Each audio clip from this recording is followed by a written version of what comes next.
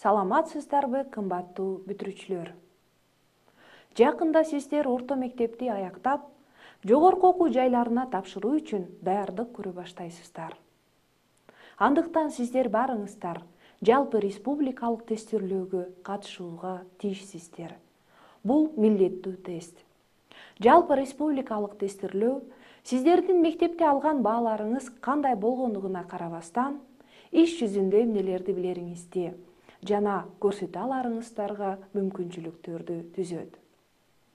Жалпы тесттин негизги бөлүгүн тапшырып бүткөндөн кийин тандап алган кесибиңизге байланыштуу болгон предмет боюнча тестти тапшырып баштайсыздар. Биздин бул сабактар тарых предметине арналган.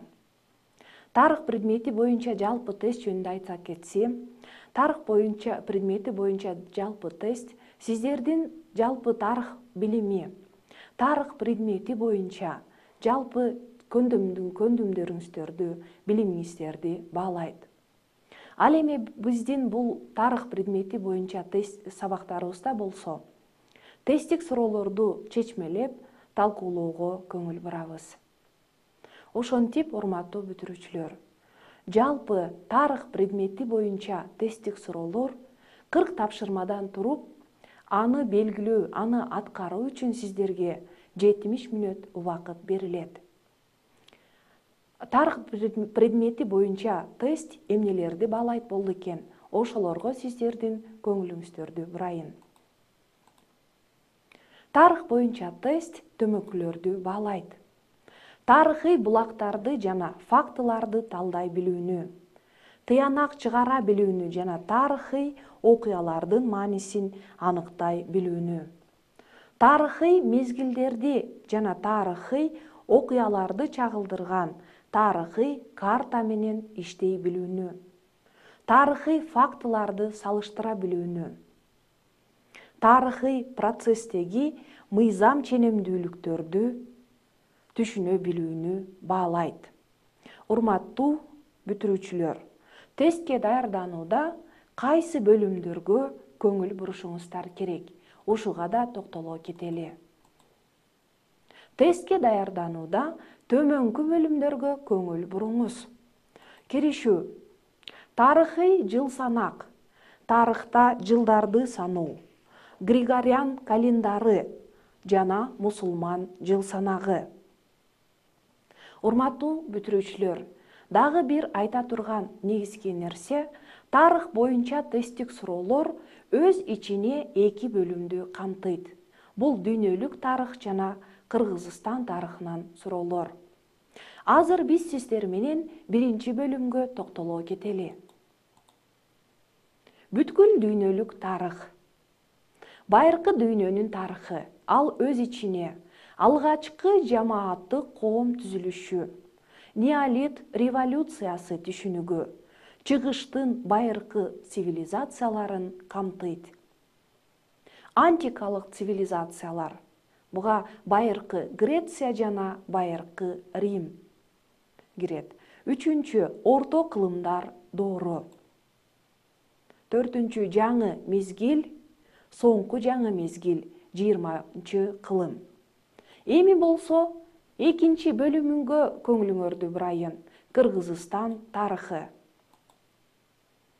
Кыргызстандын байыркы тарыхы, улуу түрк кагандыгы жана анын мураскорлору.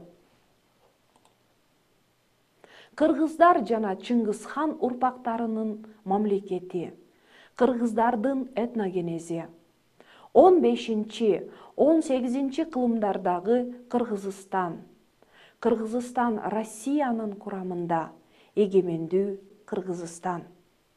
Мына, урматтуу бүтүрүүчүлөр, биз сиздер менен тесттик суроолор жөнүндө, тесттик суроолор өз ичине кайсы бөлүмдөрдү камтый тургандыгы жөнүндө маалымдама алдык. Эми болсо суроолорду чечмелөөгө киришели. Сиздердин көңүлүңүздөрдү биринчи суроого бурайын. Урматтуу окуучулар, сиздерге мектепте сунуш кылынган адабияттардан сырткары кошумча бул адабияттарды да сунуш кылабыз. Воропаева, Джунушалиева жана Харченко тарыхтын кыскача курсу. Подкуйка Молодых жана Выговская Орусия тарыхынын кыскача баяндалышы. Алиева жалпы дүйнө тарыхы. Осмонов Кыргызстан тарыхы урунтуу учурлар. Биринчи суроого көңүлүңөрдү бурайын. Кыргыздардын Манас эпосы 9-10 кылымдарда, ал эми славяндардын Игорь кошууну жөнүндө сөз поэмасы 12 кылымда пайда болгон. Суроо: аталган адабий чыгармаларда кандай жалпылык бар? Жооптордун варианттары менен таанышалы. А варианты: душмандарды жеңүү максатында биригүү идеясы. Б варианты: мурдагы жеңилгендиктердин ордуна согуштук жеңишке ээ болуу үчүн күрөшүү идеясы. В варианты: башкы каармандын курман болгондугу жөнүндө баян куруу. Г варианты: башка өлкөлөргө жасалган саякаттар жөнүндө баян куруу. Урматтуу окуучулар, бул суроого түшүндүрмө бере кетели. Аталган адабий чыгармалардын экөөсү тең тарыхтын кыйын кезеңдеринде жаралгандыгын эске түшүрөлү. Биринчи бул кыргыздардын Теңир тоого көчүп, өз көз карандысыздык үчүн күрөшүү керек болгон мезгилинде. Экинчи, орустардын феодалдык чачкындылык мезгилинде жаралгандыгын эске түшүрөлү. Ошол убакта орус да, кыргыз да коомчулугу үчүн негизги милдет өз душмандарына каршы туруу болгондугун унутпайлы. Күчтүү душмандын бет алдында элдин биримдиги жок болгондугу үчүн күн тартибине баш кошуу маселеси коюлган. Бул себептүү жогорудагы адабий чыгармалардын экөөндө тең башкы идея биригүү, биримдик болуп калган. Өзүңөр байкагандай, бул сурообуздун туура жообу болуп А варианты эсептелет. Душмандарды жеңүү максатында биригүү идеясы. Урматтуу бүтүрүүчүлөр, азыр сиздердин көңүлүңүздөрдү коло дооруна тиешелүү болгон суроого бурайын. Коло доорунан баштап түндүк Кыргызстандын калкы көбүн эсе мал чарбачылыгы менен, ал эми түштүк Кыргызстандын калкы көбүн эсе дыйканчылык менен алпурушканын баарыбыз билебиз. Мунун башкы себеби эмнеде болду экен? Жооптордун варианттары: А варианты коңшу элдердин үлгүсү. Б варианты табигый шарттар. В варианты түндүк Кыргызстанда айыл чарбада колдонулуучу шаймандарды билишпегендиги. Г варианты түндүктө жана түштүктө жашаган эл жеген азык түлүктөр ар башка болгондугу. Урматтуу бүтүрүүчүлөр, бул суроого жооп берип жатып, чарбалык ишмердүүлүктүн түрү географиялык факторлор менен аныкталганын түшүнүүбүз керек. Кыргызстандын түштүгүндө Фергана өрөөнүндө суу ресурстары бар болгондугунан улам чарбанын дыйканчылык түрү сугаттуу дыйканчылык калыптанат. Түндүктө тоолуу жана өрөөндүү жайыттар бар болгондуктан малчылыктын вертикалдуу түрү, атап айтканда, кыштоолор менен жайлоолорду колдонуу пайда болот. Ошентип, бул сурообуздун туура жообу Б варианты болуп эсептелет. Табигый шарттар. Мынакей, урматтуу бүтүрүүчүлөр, экинчи сурообуз менен да таанышып болдук. Сиздердин көңүлүңүздөрдү тарыхый документтер менен иштөөгө багытталган бул суроону сунуштайын. Россиянын тарыхында Орус правдасы деп аталган эки башка документ болгон. Алардын бири князь Акылман Ярослав жана анын уулдары тарабынан түзүлсө, экинчисин декабрист Павел Пестель түзгөн. Суроо: аталган документтердин кандай жалпылыгы бар? Бул сурообуздун жоопторунун варианттары менен таанышып көрөлү. А варианты. Аларда мамлекеттик жана коомдук түзүлүш аныкталган. Б варианты. Алар жылнаамалар түрүндө болгон. В варианты. Алар көз карандысыздык үчүн күрөшүү жөнүндөгү аңгемелерден турган. Г варианты. Алар нускамалар менен акыл насааттарды камтыган. Урматтуу бүтүрүүчүлөр, бул суроого туура жооп берүү үчүн аталган документтер качан жана кандай жагдай шартта түзүлгөндүгүн эске түшүрүү керек. Акылман Ярославдын Орус правдасы 11-кылымдагы Киев Русунун мыйзам чыгаруу нормаларын бекиткен. Декабрист Павел Пестелдин Орус правдасы болсо 19-кылымдын башында Россиянын башкаруунун республикалык формасы астындагы коомдук түзүлүшүн аныктоочу документ катары жазылган. Ушинтип, өзүңүздөр байкагандай, бул сурообуздун туура жообу А варианты болуп эсептелет. Бул эки документте тең мамлекеттик жана коомдук түзүлүш аныкталган. Урматтуу бүтүрүүчүлөр, кезектеги суроого сиздердин көңүлүңүздөрдү бурайын. Биздин заманга чейинки 2-кылымда хан жана гун башкаруучулары Усун мамлекети менен ынтымак түзүүгө аракеттенишкен. Анткени бул сурообуздун жоопторунун варианттары. А варианты. Усун мамлекети баскынчылык согуштарды жүргүзүп, өз кошуналарына коркунуч туудурган. Б варианты. Хан жана гун мамлекеттери өз ара душман болуп, өздөрүнө ынтымакташ издешкен. В варианты. Усун мамлекети кербен жолдорунда ыңгайлуу абалды ээлеген. Г варианты. Усун мамлекети бай болуп, жоомарттык менен өз ынтымакташтарына мол тартууларды жасаган. Бул суроого жооп берип жатып, тарыхый фактыларды салыштыруу өтө зарыл. Биздин заманга чейинки 2-1 кылымдарда хан династиясы башкарган Кытай жана Хуну дөөлөтү бири-бирине кас болушуп, алардын тирешүүсү узак мезгил бою созулуп келгенин унутпайлы. Жеңишке жетүү үчүн бул мамлекеттердин экөөнө тең ынтымакташтар, же башкача айтканда союздаштар керек болгон. Усун мамлекети өзүнүн Батыш Теңир Тоо аймагында ээлеген географиялык абалынан улам аталган тараптардын ар бири эңсегендей ынтымакташ эле. Өзүңүздөр байкагандай, бул сурообуздун туура жообу болуп Б варианты эсептелет. Хан жана гун мамлекеттери өз ара душман болушуп, өздөрүнө ынтымакташ издешкен.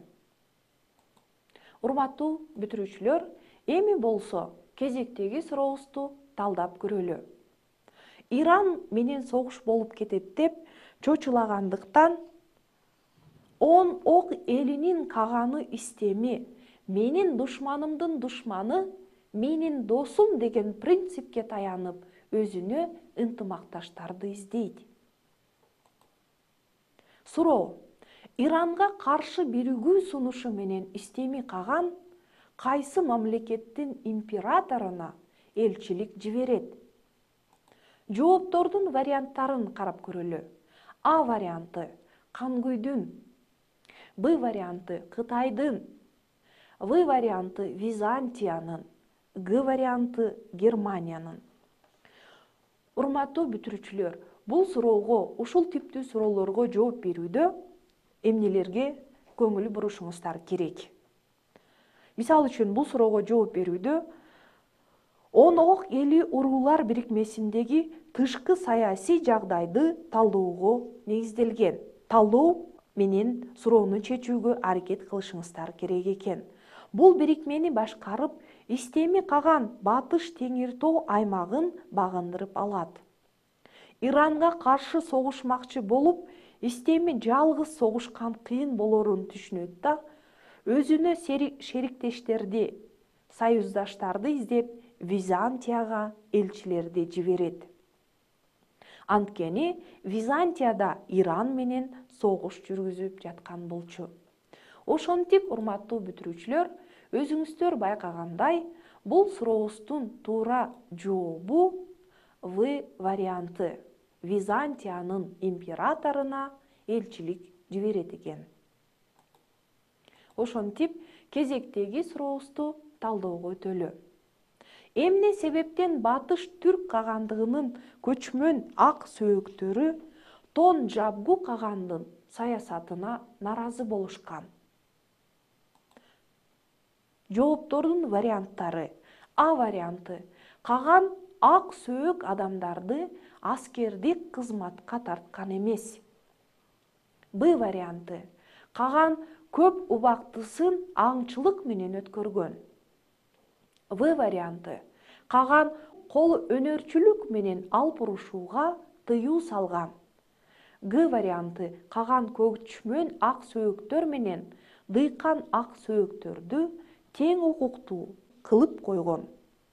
Бул суроо логикалык ой жүгүртүүнү талап кылат.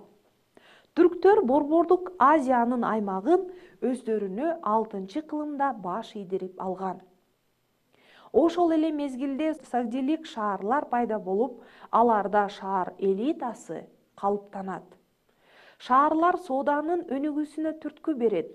Ошон үчүн Тон Жабгу каган көчмөн жана отурукташкан ак сөөктөрдүн укуктарын теңдөөгө умтулат.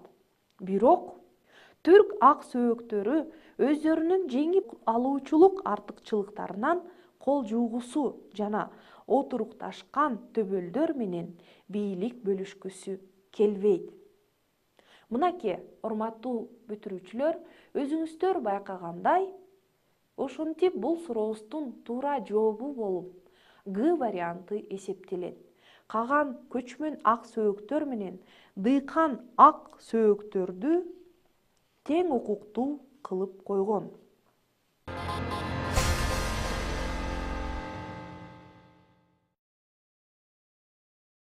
Эми болсо, урматтуу бүтүрүүчүлөр, кезектеги сурообузду талдап көрөлү. Кыргыздардын 15-кылымдын аягында, 16-кылымдын башында Алтайдан Теңир Тоого көчүп келишине эмне себеп болгон? Бул сурообуздун жоопторунун варианттары. А варианты. Жунгар хандыгынын кысымы. Б варианты. Уйгур хандыгынын жеңип чыгуусу. В варианты. Аларды Хубилай көчүргөн. Г варианты. Алар Чыңгыз ханга баш ийүүнү каалашкан эмес. Бул суроого туура жооп бериш үчүн 15-кылымдын аягында, 16-кылымдын башындагы Борбордук Азиядагы саясий кырдаалды талдап чыгууну унутпайлы. Бул мезгилде уйгур кагандыгы жана Чыңгызхан урпактарынын мамлекети эбак жок болчу. Ошон үчүн Б, В жана Г жооптору туура эмес. Ал эми Алтайдагы жаш мамлекет болгон Жунгар хандыгы коңшулаш элдерди басып алуу аркылуу өз аймагын кеңейте баштаган. Жунгарларга багынып берүүнү каалабай, кыргыз эли Алтайдан Теңир Тоого көчүшкөн. Демек, бул сурообуздун туура жообу А варианты. Жунгар хандыгынын таасиринин астына же кысымынын астында кыргыздар Тянь-Шанга көчүп келишкен. Урматтуу окуучулар, кезектеги сурообузду талдап көрөлү. Француз-Прус согушунун мүнөзү 1870-жылдын 4-сентябрынан кийин Франция үчүн басып алуу согушунан боштондукка чыгуу согушу болуп өзгөргөн? Төмөн жактагы окуялардын кайсынысы буга себеп боло алат? Жооптордун варианттары менен таанышалы. А варианты: Францияда буржуазиялык, демократиялык революция болуп өткөн. Б варианты: Франциянын королу Наполеон III туткунга түшкөн. В варианты: Франция жаңы ынтымакташтарды, союздаштарды тапкан. Г варианты: Франция багынууга, капитуляцияга макул болгон. Бул суроого туура жооп бериш үчүн окуялардын себеп-натыйжа байланышын аныктап алуу керек. Француз-прус согушун Франция баштаган.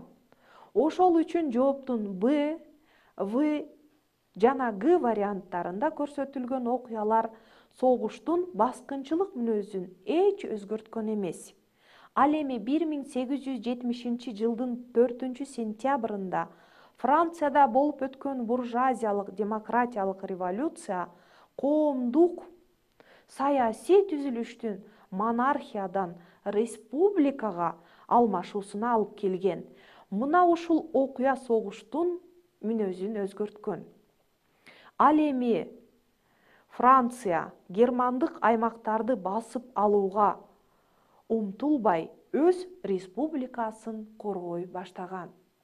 Демек, бул сурообуздун туура жообу болуп А варианты эсептелет. Францияда буржуазиялык, демократиялык революция болуп өткөн.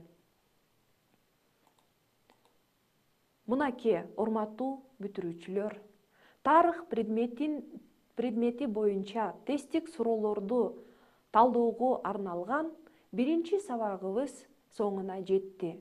Кезектеги сабактарда көрүшкөнчө сак саламатта болуңуздар.